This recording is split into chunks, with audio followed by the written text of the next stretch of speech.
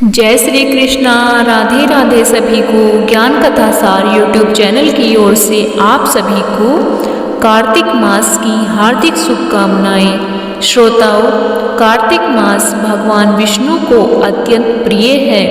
इस महीने भगवान विष्णु 4 महीने की योग निद्रा के बाद उठते हैं, इसलिए इसे विष्णु मास के नाम से भी जाना जाता है, क्योंकि यह महीना भगवान विष्णु और माँ लक्ष्मी को समर्पित है।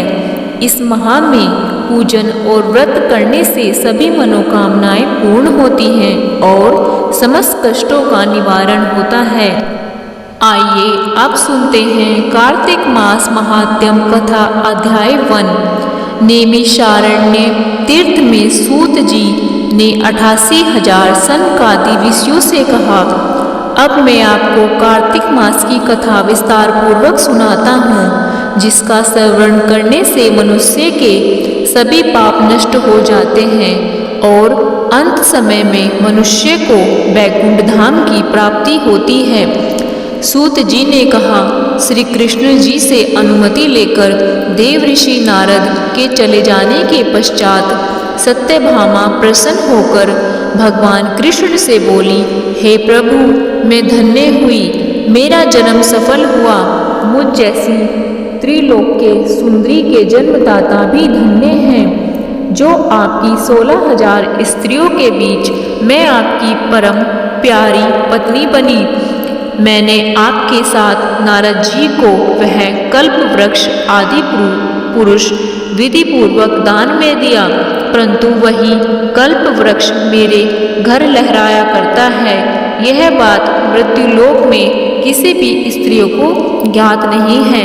हे त्रिलोकीनाथ, मैं आपसे कुछ पूछने की इच्छुक हूँ। आप मुझे कृपया कार्तिक महात्म्य की कथा विस्तार पूर्वक सुनाइए, जिसको सुनकर मेरा हित हो और जिसके करने से कल्प प्रयत्न भी आप मुझसे विमुख न हो। सूत जी आगे बोले, सत्यभामा के ऐसे वचन सुनकर श्री कृष्ण ने हंसते हुए सत्यभामा का हाथ पकड़ा और अपने सेवकों को वहीं रुकने के लिए कहा। विलास युक्त अपनी पत्नी को कल्प वृक्ष के नीचे ले गए, फिर हंसकर बोले, हे प्रिय, 16,000 रानियों में से तुम मुझे प्राणों के समान प्यारी हो। तुम्हारे लिए मैंने इंद्र एवं देवताओं से विरोध किया था। हे कांते, जो बात तुमने मुझसे पूछी है उसे सुनो। एक दिन मैंने तुम्हारी इच्छा पूर्ति के लिए गरुड़ पर सवार होकर इंद्रलोक जाकर कल्प वृक्ष मांगा। इंद्र द्वारा मना किए जाने पर इंद्र एवं गरुड़ में घोर संग्राम हुआ और गोलोक में भी गरुड़ जी ने गायों से युद्ध किया। गरुड़ की चोंच पर चोट से उनके कान एवं पूंछ कटकर गिरने लगे, जिससे 3 वस्तुएं उत्पन्न हुई। कान से तंबाकू, पूंछ से गोभी और रक्त से मेहंदी बने। इन तीनों का प्रयोग करने वाले को मोक्ष नहीं मिलता। तब गायों ने भी क्रोधित होकर गरुड़ पर वार किया, जिससे उनके 3 पंख टूटकर गिर गए। पहले पंख से नीलकंठ, दूसरे से मोर और तीसरे से चकवा चकवी उत्पन्न हुए। हे प्रिय, इन तीनों का दर्शन करने मात्र से ही शुभ फल प्राप्त हो जाता है। यह सुनकर सत्यभामा ने कहा, हे प्रभु, कृपया मुझे मेरे पूर्व जन्म के बारे में विस्तार से बताइए। मैंने पूर्व जन्म में कौन कौन से दान, व्रत एवं जप नहीं किए? मेरा स्वभाव कैसा था? मेरे जन्मदाता कौन थे और मुझे मृत्यु लोक में जन्म क्यों लेना पड़ा?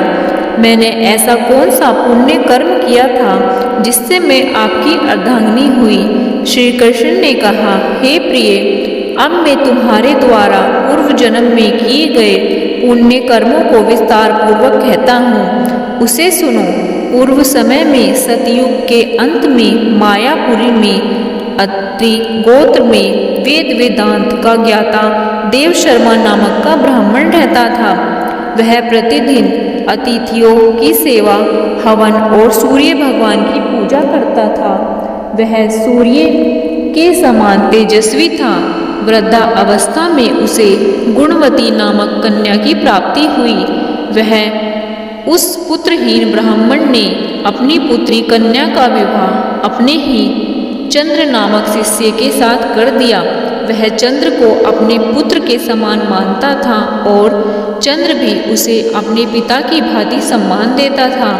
एक दिन वे दोनों कुश एवं समिधा लेने के लिए जंगल में गए। जब वे हिमालय की तलहटी में भ्रमण कर रहे थे तब उन्हें एक राक्षस आता हुआ दिखाई दिया।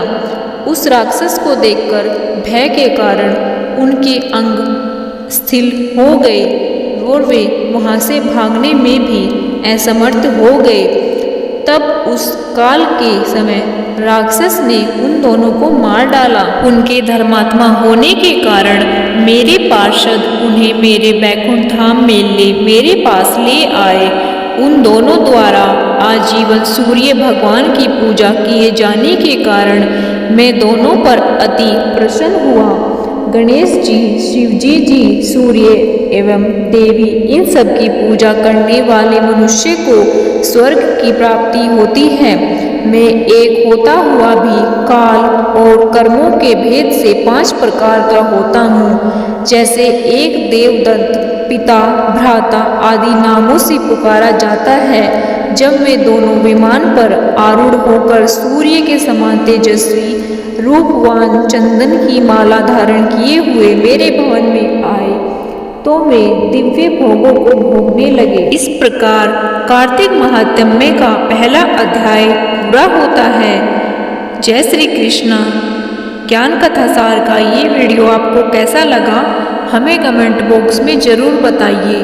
अगर आप हमारे चैनल पर नए हैं तो हमारे चैनल को सब्सक्राइब कीजिए। जय श्री कृष्ण।